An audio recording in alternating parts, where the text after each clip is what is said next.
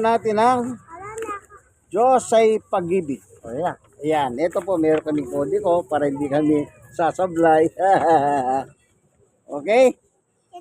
Diyos na Pag-ibig siyang tumukaw sa ating puso'y kaluluwa, ang siyang nagdulot sa ating buhay ng gintong aral at pag-asa.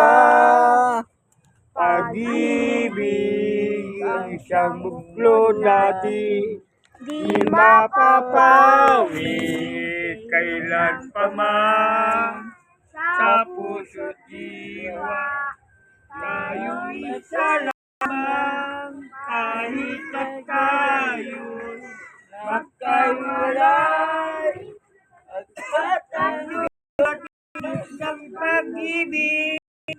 Magmahalan, tayo'y magtulungan, at kung tayo'y bigo, ay huwag limutin na may Diyos tayo nagmamahal.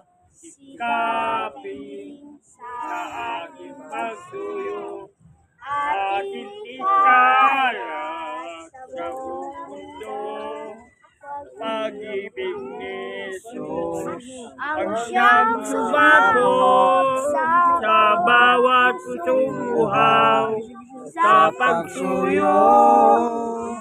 Pagkat ang Diyos natin, Diyos ng pag-ibig, magmahalan, tayo'y magtulungan, at kung tayo'y bigo, ay huwag limutin na may Diyos tayo nagmamahal. Diyos ay pag-ibig. Maraming salamat po, Panginoon Diyos. Minsan pa, kami po ay nakapaglingkod sa iyo sa pagkakataon na ito. Salamat po. Basbasan mo po ngayon ang bawat isa. Nandito po sa Garden Bible Study, ang pamilya po ni Tatay Agosto at Nanay Claring Garan. God bless us all po.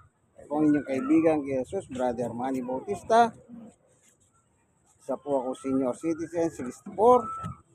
At stroke sa 6 na taon. At person with disability, 6 years na rin po. Pero sa hawat tulong ng Panginoon Diyos, kayang-kaya pa, kaibigan.